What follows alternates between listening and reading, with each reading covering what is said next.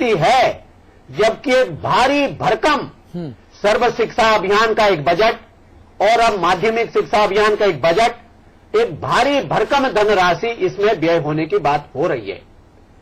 लेकिन मैं सवाल आपसे करूंगा, आपके चैनल के माध्यम से सवाल करूंगा, अपने से भी सवाल करूंगा, अपनी जमात के लोगों से भी सवाल करूंगा, शिक्षा के खैर ख्वाह करने वालों से भी, एक बहन जी बैठी हुई है एनजीओ के प्रतिनिधि के रूप में, उनसे भी सवाल करूंगा, सबसे करूंगा कि क्या ये सबको शिक्षा, ये पेरीमेंट्री एजुकेशन, क्या ये एक नारा मात्र है या इसका हमारे से कोई लेना देना है? मैं एक उदाहरण दे रहा हूं। जब मैं प्राथमिक विद्यालय में पढ़ता था तो वो प्राथमिक विद्यालय झलकता था, उसमें फुलवारी भी थी, और आज से कितने साल पहले मैं प्राथमिक विद्यालय में पढ़ता था बताने की आवश्यकता नहीं है, 65-70 के बीच में। तो मैं ये जानना चाहता हूं कि आखिरकार हमने शिक्षा के क्षेत्र में उन्नयन किया या शिक्षा का हमने बेड़ा गर्क किया? आज विद्यालय में आप कदम नहीं रख सकते। उस जमाने में विद्यालय का निरीक्षण करने वाले एक एसडीआई होता था, वो पूरे जिले में 1 या 2 होते थे, सब डिप्टी इंस्पेक्टर। उसका ओहदा आज के प्राइमरी स्कूल का जो पे स्केल है उससे बहुत नीचे होता था। आज हमारे पास एक लंबी चौड़ी फौज है, सीआरसी, बीआरसी, बीओ और तमाम सारे पता नहीं प्रोजेक्ट ऑफिसर्स कितने लेकर के। इतना भारी भरकम खर्च हो रहा है, सारे काम कर रहे हैं, लेकिन विद्यालय को चलाने का ही काम नहीं हो रहा है। जी, सुरेंद्र अग्रवाल साहब से बात कर लेते हैं। अग्रवाल साहब जी, क्या जी, आप भी मुन्ना सिंह चौहान साहब के ही समकालीन हैं उम्र में, और हो सकता है आप 5-7 साल मुन्ना साहब से और बड़े ही हों। उस दौर की और आज के दौर की मुन्ना साहब तुलना कर रहे हैं। अहम बात यह है कि हम राजनेताओं से ना सवाल पूछे तो किससे पूछें, क्योंकि व्यवस्था तो आप ही लोग चलाते हैं ना, कभी इनके पास कभी उनके पास। अतुल जी, मैं मुन्ना जी से भी सहमत हूं और आपसे भी इसलिए सहमत हूं कि मैं ये मानता हूं जो आज की राजनीति है समाज के हर अंग को, हर क्षेत्र को प्रभावित करती है। और जिस प्रकार से शिक्षा के क्षेत्र में राजनीतिक दखल बढ़ा है, उससे जो शिक्षा का क्षेत्र है वो सबसे ज्यादा प्रभावित हुआ है। मैं एक और बात कहना चाहूंगा, यदि डॉक्टर गलत चुन लिया जाए तो डॉक्टर ज्यादा 1-2 मरीजों को खराब करता है, उनका सत्यानाश कर देगा, परंतु यदि हमने शिक्षा के क्षेत्र में एक गलत कदम रख दिया, एक गलत शिक्षक नियुक्त कर दिया, तो आने वाली पूरी पीढ़ी ही तबाह हो जाएगी।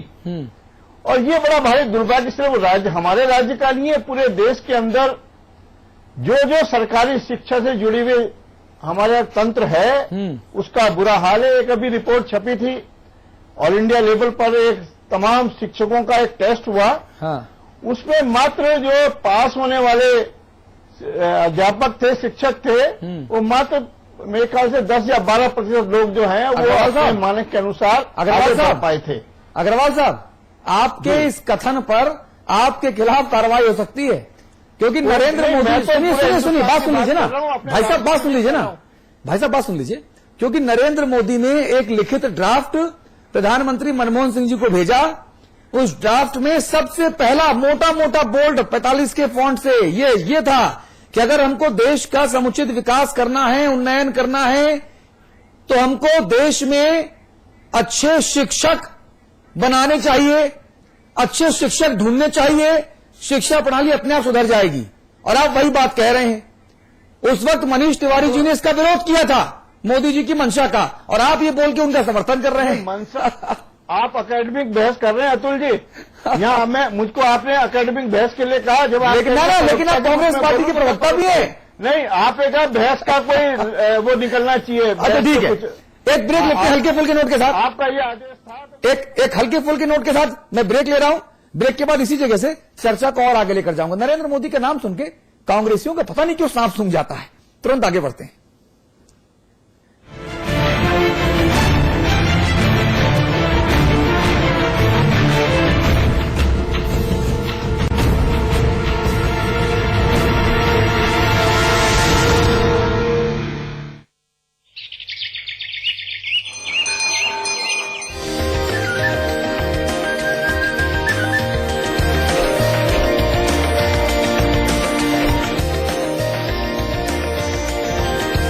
पेंटागन मॉल हरिद्वार, उत्तराखंड का सबसे बड़ा मॉल और मल्टीप्लेक्स निर्माता सुपरटेक।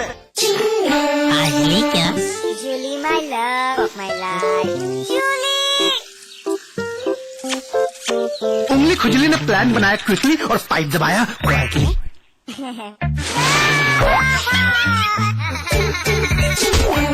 रिफ्रेशिंग मिनी गम। Julie क्या?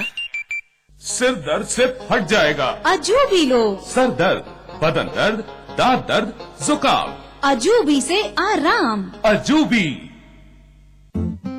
खोल दो इन खिड़कियों को, इन दरवाजों को, हाथों को फिर से हाथों में डालो। किसी को गुदगुदाओ, किसी को गोद उठाओ। दोस्ती करो, मोहब्बत करो। पास पास आओ, पास पास आओ, पास पास आओ। गले मिलो, आंख मिलाओ, किसी को अपना बनाओ। ताया ताई, मौसा मौसी, सबसे प्यार करो। पास पास आओ, रहो हमेशा पास पास। JB Institute of Technology, Dehradun, the best institute of engineering with best faculty and good infrastructure. JB Institute of Technology, inspiring minds, transforming lives. And at 72 Chakrata Road, Dehradun. भैया द प्लान इज रेडी, यहाँ mega mall बनेगा, the biggest India ever seen.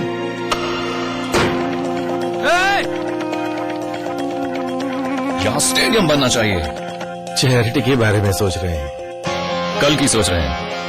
कभी तो ऐसा ख्वाब देखिए जिसमें हजारों ख्वाब शामिल हैं। GR एंटरप्राइजेस के इंटरनेशनल स्टेडियम ने इस शहर के लोगों में गर्व की भावना और स्पोर्ट्स कल्चर को अद्भुत बढ़ावा दिया है। ये तो वही। GR Enterprises shares have reached an all-time high. जब दूसरों के ख्वाब पूरे करोगे ना, तो अपना कल बनते देखोगे।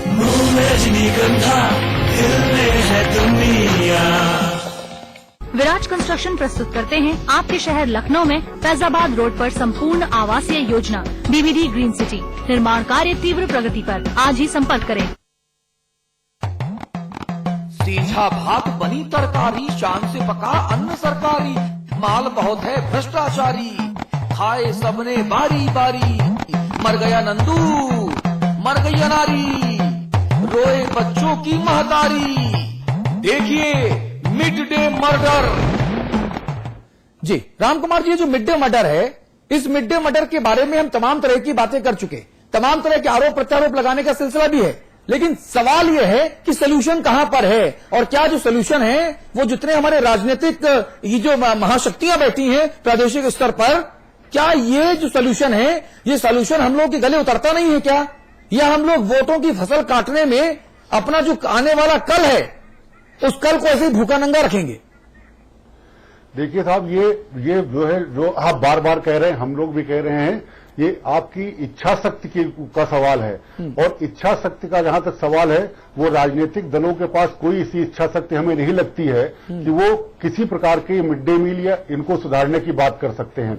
क्योंकि मिड डे मील जब सुधारने की बात करेंगे तो आपको बेसिक एजुकेशन सिस्टम को भी सुधारने की बात करनी पड़ेगी। जो है बेसिक एजुकेशन सिस्टम में जो टीचरों की कमी हो, टीचरों की कमी को भी आपको भरना पड़ेगा। आपको उस क्वालिटी एजुकेशन की भी बात करनी पड़ेगी। आप क्लास 1 से लेकर के क्लास 8वीं तक का बच्चों को सिर्फ दाखिला सिर्फ स्कूल में इनरोल करेंगे, इनरोल करने के बाद पास कर देंगे, पूरे साल आए या ना आए आप उसको पास करके निकाल देंगे। और सिर्फ जो है काउंटिंग करेंगे, 150 बच्चे इनरोल हैं, 150 बच्चों का जो है खाना यहाँ मिड डे मील में जो है बनाया जा रहा है, वो रजिस्टर पे चढ़ जाएगा। खाएं या न खाएं, इसके ऊपर कोई जो है मॉनिटरिंग सिस्टम नहीं है। तो जब तक ये एक राजनीतिक विल पावर से इसको ठीक करने की बात, और जो बच्चे वहां पढ़ रहे हैं, और मैं बार बार इस बात को अंडरलाइन कर रहा हूं कि गांव में प्राइमरी स्कूलों में दलितों के, वंचितों के, अध पिछड़ों के बच्चे पढ़ रहे हैं। उनके बच्चे जो लोग गांव में जाकर के स्कूल को मॉनिटर नहीं करते हैं। अभी चौहान साहब ने बड़ी अच्छी बात कही कि प्राइमरी स्कूल में पढ़े। मैं भी प्राइमरी स्कूल में पढ़ा। जब मैं प्राइमरी स्कूल में पढ़ता था तो गांव के मतलब जो है पंडित जी के, ठाकुर साहब के सारे बच्चे हमारे साथ पढ़ते थे, और पंडित जी जो है खाना खा के घर से और स्कूल में मॉनिटर करने चले जाते थे क्या हो रहा है। आज गांव में किसी भी किसी भी अभिभावक को ये वक्त नहीं है अपनी मजदूरी और मेहनत उन कामों में लगा हुआ है कि गांव में जाकर के स्कूल को मॉनिटर करे। स्कूल पूरा सिस्टम वो पूरा जो है भगवान भरोसे इसी तरीके से चल रहा है।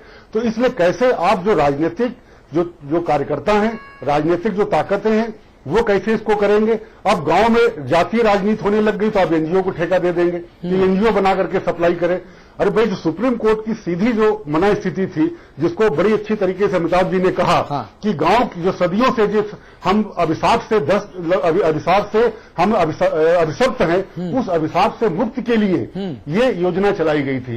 और उसमें ईमानदारी से, और उन बच्चों के लिए जिन बच्चों को आप कहते हैं कि देश का भविष्य है, उन बच्चों को देश के भविष्य के साथ खिलवाड़ कर रहे हैं। और उन बच्चों को पढ़ा लिखा भारत बनाने की बजाय आप भिखमंगा भारत बनाने की उनकी जो ट्रेनिंग दे रहे हैं, ये इसको जब तक आप राजनीतिक चुनौती नहीं लेंगे और राजनीतिक तौर पर जब तक इसको आप वो नहीं सुधारने की कोशिश करेंगे, सुधरने वाला है नहीं। पाठक जी, सुधरने वाला नहीं है। सोल्यूशन क्या है? क्या पैसा जनता का हम ऐसे ही पानी में बहता देखेंगे? क्या ऐसे ही जो हमारा बचपन है वो भूखा नंगा रहेगा? हम कुछ नहीं कर पाएंगे सिवाय बौद्धिक विलास के? देखिए अतुल जी, आपने विषय बड़ा अच्छा चुना है। और अब जो परिस्थितियां हैं, उन परिस्थितियों में कहीं न कहीं इस पर हिट करने की जरूरत है, लगातार इस बात को कहने की जरूरत है, क्योंकि कब तक हम अपनी जरूरतों की चीजों को भ्रष्टाचार की वजह से छोड़ेंगे। भ्रष्टाचार इसके जड़ में है। और अगर कहीं न कहीं ये वोट बैंक को प्रभावित करता, जब तक विकास का एजेंडा वोट बैंक को प्रभावित नहीं करेगा, राजनेता इसी तरह की परिस्थितियों को पैदा करता रहेंगे। ठीक है, मैं राजनीति में हूं और राजनीति का विषय है, लेकिन अब जो परिस्थिति है, मैं अभी अमिताभ जी ने कहा कि जो लोग करते हैं वो गोमांस की तरह खाते हैं, उसे मैं जिक्र करना चाहूंगा कि परिस्थितियां यहां ये हो गई हैं कि अभी पशु तस्करों के हौसले इतने बढ़ गए हैं कि गायों को सील करके पशु तस्करी की जा रही है। पशु तस्करी का मंत्री बनाया जा रहा है। और जो पशु तस्करी का खुलासा करते हैं उन्हें शंट कर दिया जाता है, उन्हें कर दिया जाता है। आप नजदीक में पकड़ा गया, उनके गुप्तात्मों को प्लास्टिक से सील गया था ताकि वो मल मूत्र त्यागे न और पुलिस पकड़ न पाए। ये परिस्थितियां हैं, तो किन किन चीजों को हम छोड़ेंगे? इसलिए इन जो समस्याएं हैं उनका मुकाबला इसी तरह करते रहिए। मैं आपके साथ हूं और जन सरोकार के विषयों को कम से कम आप उठाएंगे, कुछ तो नींद से जागेगी सरकार। रविदास मल्होत्रा जी, मुझे सरकार जागती नजर नहीं आ रही। चाहे छात्र आंदोलन हो, चाहे बच्चियों की चीखें हो, बलात्कार के बाद दरिंदगी हो, उन्हें जिंदा जला डालना हो, उनकी जुबान काट डालना हो, हम सरकार को जागता देख नहीं रहे हैं भाई साहब। आप जागे नजर आ रहे हैं, बाकी सरकार सोई दिख रही है मुझे।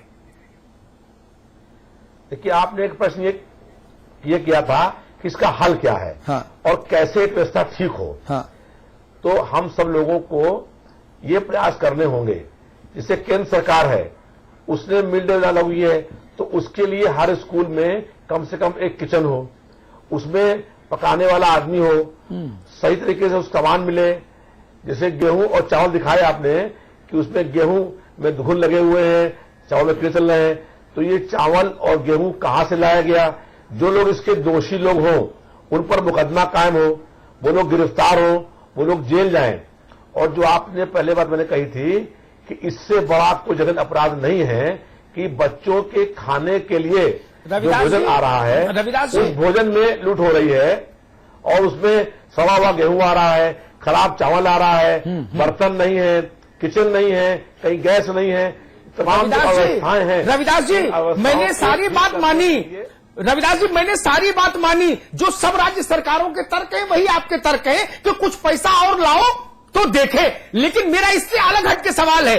अब सारी बहस 5-10 मिनट जो बचा है मैं उसी सवाल पर केंद्रित करूंगा। स्कूल के भगोने में जो कुत्ता मुंह डाल रहा है उसको हटाने के लिए प्रधानमंत्री की ड्यूटी लगाऊं, लोकसभा अध्यक्ष की ड्यूटी लगाऊं या भारत के मुख्य न्यायाधीश की ड्यूटी लगाऊं? ये किसकी जिम्मेदारी है? छोड़ दीजिए कि एफसीआई ने गेहूं कैसा दिया। मूल सवाल कुत्ता मुंह कैसे डाल रहा है भगोने में, किसकी ड्यूटी लगाऊं? वहां के प्रधानाचार्य की है, वहां के अध्यापक की है। राज्य सरकार की कोई जिम्मेदारी है या नहीं? बिल्कुल है, जिम्मेदारी पूरी है और उसका जिम्मेदारी जो निभा नहीं कर रहा है। राज्य सरकार केवल नोट गिनने के लिए है, नोट गिनने के लिए। फंड ले आओ, ग्रांट ले आओ और हम जेब में रखते रहे। नहीं, कौन जेब में रख रहा है उसकी जांच हो ना, उस पर जो दोषी लोग हैं जांच के अंतर्गत अतुल अग्रवाल कराएंगे, है ना? नहीं, अरे केंद्र रुपया दे रहा है, जांच कौन कराएगा?